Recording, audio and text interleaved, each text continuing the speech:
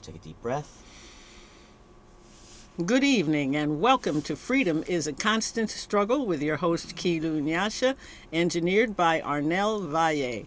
And tonight I am so pleased and so honored and privileged to have with us the champion of justice, Dennis Cunningham, who has been in law practice for 40 years, who started in Chicago with the People's Law Office, the first defense committee for the arrestees of the Chicago police riot. Yes, And true. Dennis, I'll let you take it from there. Well, that's just 40 years ago, coming up now. The 1968. Yeah, what a year.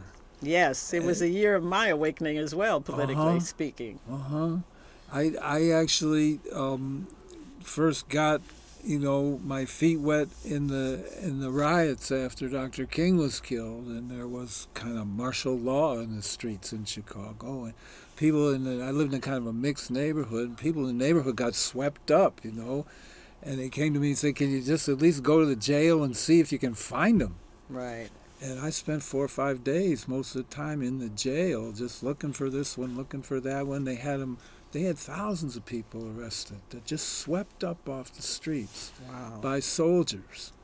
And then they turned them over to the cops, and then they put them in the jail, and then they gave them all felonies. They gave them all burglary charges. They claimed that they caught all of them inside buildings, so that they would all have to, just from being in the street at the wrong time, when the cops came by, place, or the soldiers. Time. And now they color. had a felony record, right. because you either had to go to trial with somebody lying on you, or you had to get the deal, which was some probation, but it was a felony record. Right. And that's, so I got a rude awakening, I know that's right. And I think, the world was rudely awakening. The country was rudely awakened in 1968. Oh, yes, because Mayor Daley at the time initiated an order of shoot to kill to the police. It was at around the Democratic that time, convention. There was a lot of crazy stuff. Right. When you think about it, starting with when Lyndon Johnson abdicated, which we were sitting around. I don't know why we were listening to him talk on the radio, but we were, and he said that. Yeah. And that was an astonishing thing, and things just kind of went on from there. Right. And you were involved in the case of the Chicago 8. I was peripherally. I didn't really work in that much. I was supposed to be a witness. I never got to go to the trial because I was excluded as a witness. And then I never got called as a witness either. Oh, I see. But one of the cases that I know that you were heavily involved in was that of the assassination of Fred Hampton. That's true. I started to say Junior because his son is around so no, much. his son is around, but he is yeah. not. That was another year. That was in December 1969, and that was December about 4th. the time when we had formed earlier in the year the People's Law Office. Right. And so then that was the first enormous, huge, historic case that any of us were involved in. It went on for 12, 13 years. Right, and resulted in a settlement. We had they often talk about the judge they had in the Chicago 8 case was a crackpot, but there was an even more of a crackpot judge in the Hampton case, right. which was finally tried in 1975, about 76 and 77. 18-month trial was then the longest civil trial on record, and we had a hung jury. And so the judge threw the case out. He made it easy on us because that made it easy to win the appeal, because it was like saying we had no case. Right. After listening to evidence for 18 months, he said there was no case here. So then we got a reversal on appeal. We got a new trial, and then we got a settlement. But we need to back up a little bit because not everybody is as old as we are. Don't even remember who Fred Hampton is. Exactly. You know, there's an awful lot of people Right. that don't know who Right. Fred Hampton is. Fred Hampton was a Black Panther activist, a dynamic speaker and organizer, 21 years old. Panthers lived in pads collectively, and the police went in, led by Gloves Davis, I remember, and they went in a telephone truck in the wee hours of the morning.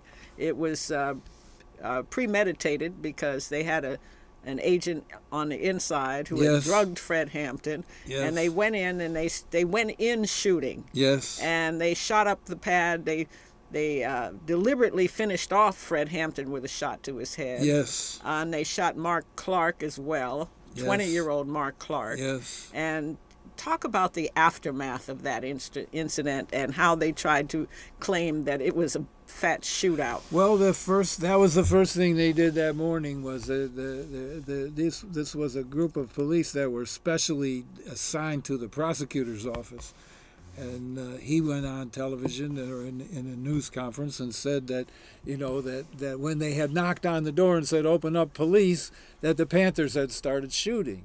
But they never knocked on the door. They broke in the door and shot, and it was established very quickly, actually, that all the shooting went in one direction. Right. I remember there that. was because the news photographers actually went in and showed the bullet holes, and some of the bullet holes that they claimed were bullet holes by Panther gunfire were actually nail holes. Yes, nails driven in the frame of a door. That's right. That's right. And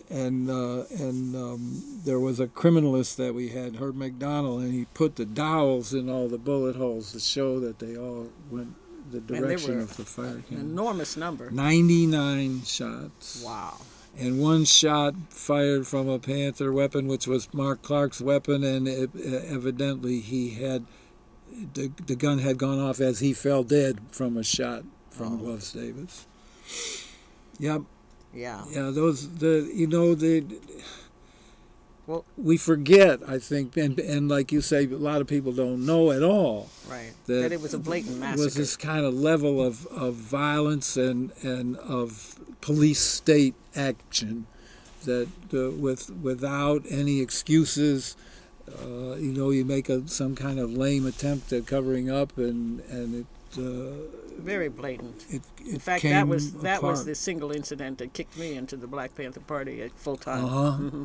I wouldn't doubt it. I mean, it changed a lot of people. I mean, it was hard on a lot of people then afterwards because that was part of a wave of repression all across the country. There were raids in L.A. There were other raids. There were setups of all kinds. There were frame-ups of all kinds. COINTELPRO was busy. COINTELPRO was in its flush. Oh, yeah. Period. Oh, yeah. And that was the FBI's illegal counterintelligence program targeting all resistors, but particularly the Black Panther Party. Yes.